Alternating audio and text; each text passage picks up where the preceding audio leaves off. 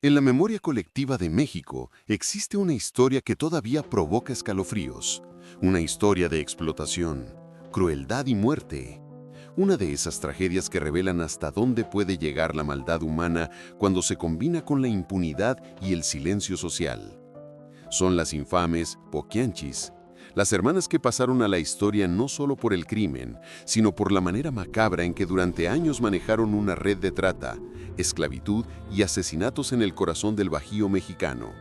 Su nombre verdadero era Delfina, María de Jesús, Carmen y María Luisa González Valenzuela. Pero el apodo que quedó grabado fue el de Poquianchis, y con él se destapó uno de los capítulos más morbosos y perturbadores de la criminalidad en México. Todo comenzó a mediados de los años 40, en una región rural y conservadora de Guanajuato y Jalisco. Eran tiempos de pobreza y atraso social donde muchas familias apenas sobrevivían con lo poco que el campo ofrecía.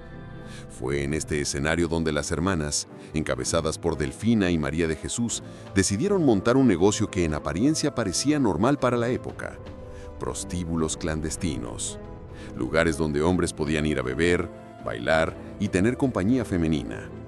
Sin embargo, detrás de esas puertas había algo mucho más oscuro. Las mujeres que trabajaban ahí no llegaban por voluntad propia. Muchas eran jóvenes campesinas engañadas con promesas de trabajo como sirvientas, cocineras o empleadas. A otras directamente las compraban a sus padres, familias que en su miseria aceptaban vender a sus hijas como si fueran mercancía. Las Poquianchis se convirtieron en expertas en ese reclutamiento siniestro. Se acercaban a las comunidades pobres, ofrecían dinero o promesas de una vida mejor y una vez que tenían a las jóvenes en sus manos, las convertían en prisioneras. No había escapatoria. Los burdeles estaban vigilados y las reglas eran brutales. Quien intentaba huir era golpeada o asesinada. La obediencia se mantenía a base de miedo. Las mujeres vivían en condiciones infrahumanas, encerradas, mal alimentadas y expuestas a todo tipo de abusos. Con el tiempo, las Poquianchis crearon toda una red que operaba con impunidad.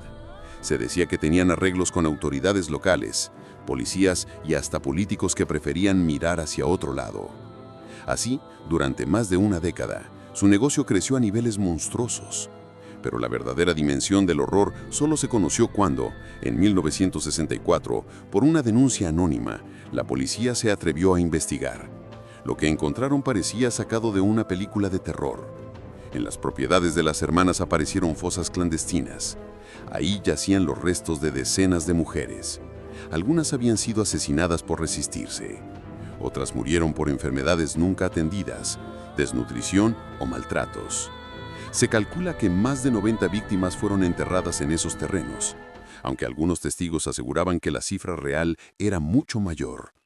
También había cuerpos de recién nacidos, los hijos de las mujeres explotadas, bebés no deseados que eran eliminados apenas al nacer como si fueran estorbos. El nivel de crueldad era inimaginable. El escándalo sacudió a México entero. La prensa bautizó el caso con un nombre que aún resuena: las Poquianchis.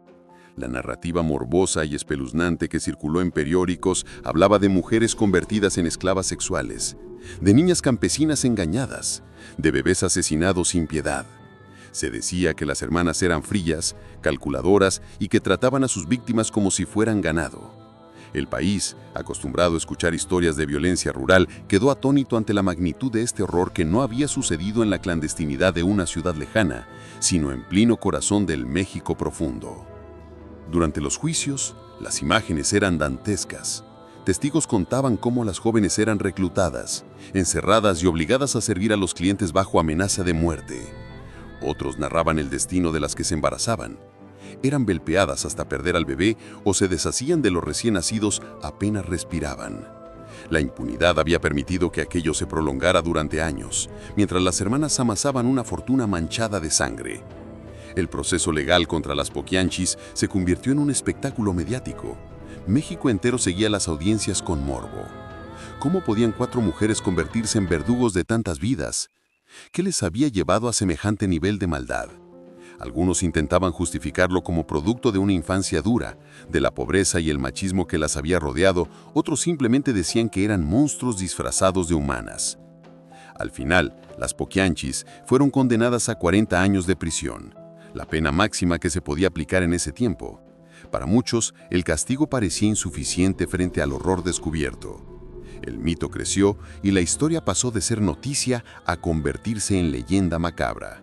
Canciones, películas y libros retomaron el caso, siempre enfatizando lo grotesco y perturbador del hallazgo de los cadáveres, las fosas comunes, los bebés enterrados junto a sus madres. El morbo que generó el caso no se apagó con el tiempo. Incluso décadas después, todavía se habla de las Poquianchis como un símbolo del lado más oscuro de la historia mexicana. Un recordatorio de cómo la impunidad, la miseria y la falta de justicia pueden crear monstruos de carne y hueso.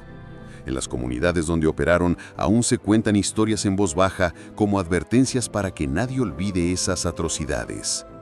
El eco de esas atrocidades permanece. Ver las fotos de la época, leer los titulares de los periódicos de los 60 provoca un escalofrío inmediato. Eran jóvenes, campesinas, muchas apenas adolescentes.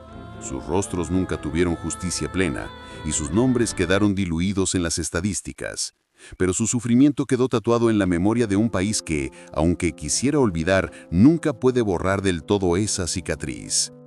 Hoy, la historia de las Poquianchis sigue siendo uno de los relatos más morbosos y perturbadores de México. Un caso que va más allá del crimen. Es una ventana al horror de lo que ocurre cuando la maldad se alimenta de la vulnerabilidad y se ampara en la indiferencia. Las hermanas González Valenzuela jamás pidieron perdón.